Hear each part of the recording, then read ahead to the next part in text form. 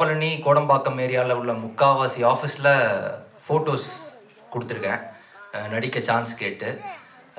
So அப்படி கொடுத்துட்டே இருக்கும்போது முயற்சி செஞ்சுட்டே இருந்தால் எங்கேயாவது ஒரு இடத்துல பலன் இருக்குன்ற மாதிரி ஷார்ட் ஃபிலிம்ஸ் பண்ணுற வேலையை கரெக்டாக பண்ணால் அது மூலிமா இன்னொரு ஆப்பர்ச்சுனிட்டி வரும்னு நம்புவேன். வேறு எதையுமே நான் நம்ப மாட்டேன். போய் கெஞ்சுறதோ இல்லை போயிட்டு ரொம்ப நேரம் நின்னா கிடைக்குமோ அதை பற்றி அதை நான் ரொம்ப விரும்பவும் மாட்டேன், நம்பவும் மாட்டேன்.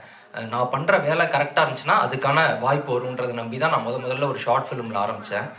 ஒரு 5000 ரூபாயை வச்சு எடுத்தோம் ஃப்ரெண்ட்ஸ்லாம். ஸோ அது மூலிமா எனக்கு அடுத்தடுத்த வாய்ப்புகள் இன்னைக்கு வரைக்கும் வந்திருக்கு. ஸோ இதுக்கு நான் நிறைய பேருக்கு தேங்க்ஸ் சொல்லணும். பட் அது எல்லாத்துக்கும் மேலே நான் என் மேலே வச்சுருக்க கான்ஃபிடென்ஸ், நான் பெரிய தேங்க்ஸ் சொல்லணும். ஏன்னா நான் வந்து ஒரு 10 வருஷமாக இதில் இருக்கேன்னா மேக்ஸிமம் பார்த்தீங்கன்னா ஒரு 150 நாள் நடிச்சிருப்பேன். 3650 நாளில்.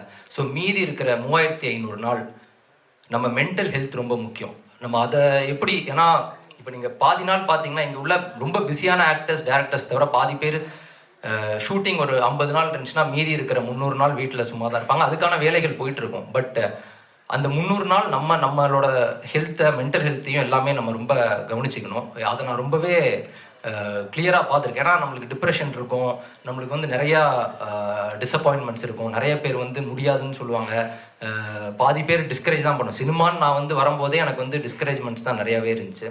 ஸோ அதை தாண்டி இன்றைக்கி நான் வந்து வஞ்சகர் உலகம்னு ஒரு படம் பண்ணியிருக்கேன். அப்புறமா மாஸ்டரில் விஜய் சார் கூட நடிச்சிருக்கேன். அப்புறம் துணிவில் அஜித் சார் கூட நடிச்சிருக்கேன். அப்புறம் எதற்கும் துணிந்தவனில் சூர்யா சார். ஸோ இந்த மாதிரி இவங்களெல்லாம் நான் பார்க்க முடியுமான்னு நினச்சிட்டு இருந்த ஆட்களோட நான் நடிச்சிருக்கேன். ஸோ இது எல்லாமே பெரிய முயற்சி பண்ணது தான். நான் ஏன் இதுக்கு இந்த மென்டல் ஹெல்த் பற்றி இதை இப்போ நான் பேசினேன்னா,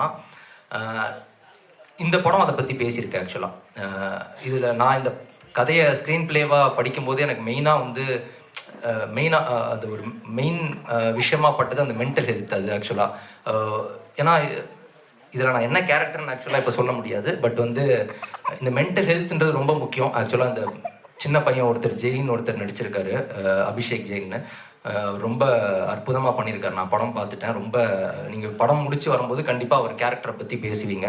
இன்னொன்று இதில் ஃபஸ்ட்லேருந்தே ஒரு ஹீரோயின்ற ஒரு கான்செப்ட்லேயே இல்லை படம். இது வந்து பார்த்திங்கன்னா ஃபுல்லாகவே ஒரு 6 கேரக்டரை பற்றின ஒரு விஷயம் தான். ஸோ இதில் ஒன் ஆஃப் த கேரக்டர் தான் நான்.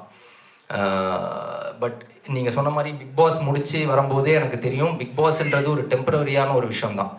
ஏன்னா முடிச்சு வரும்போது என்னை சுற்றி ஒரு 1000 கேமரா இருந்துச்சு.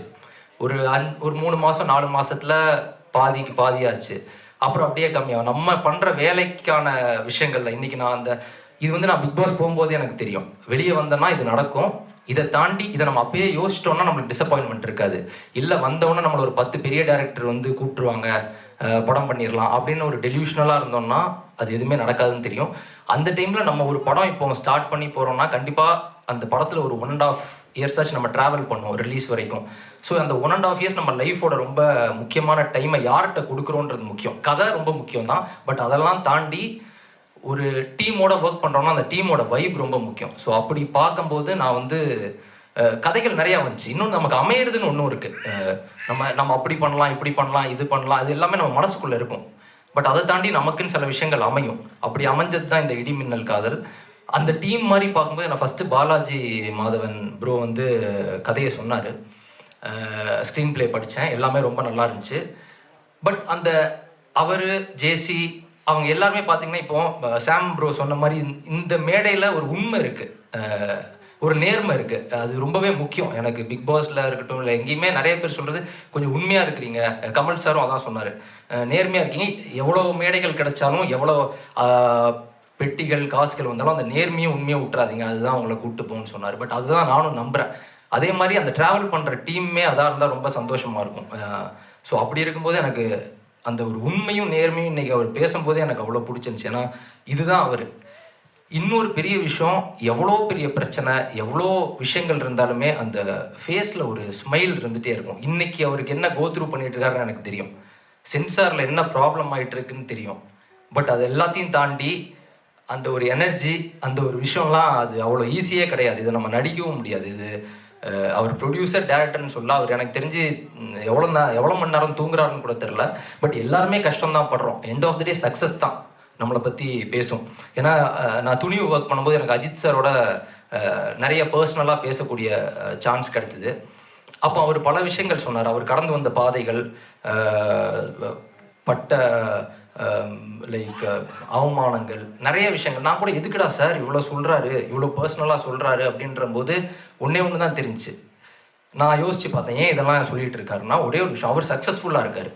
இன்றைக்கி போயிட்டு இங்கே உள்ள யார்கிட்ட கேட்டிங்கனாலும் அவங்க எல்லாருமே இதை கடந்து தான் வந்திருப்பாங்க. ஆனால் ஒரு சக்ஸஸ்ஃபுல்லாக இருக்கிறவங்க அதை நம்மள்கிட்ட சொல்லும் போது நம்மளும் ஃப்யூச்சரில் அந்த சக்ஸஸ் ஆகும் அப்படின்ற ஒரு நம்பிக்கை வரும்.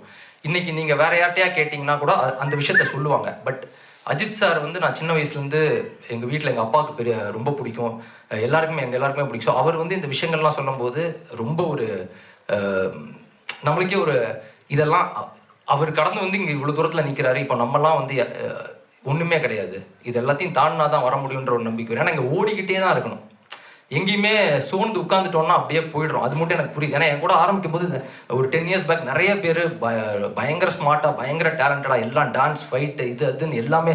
பட் அந்த ஒரு மொமெண்ட்டில் கைவிட்டுடுறாங்க.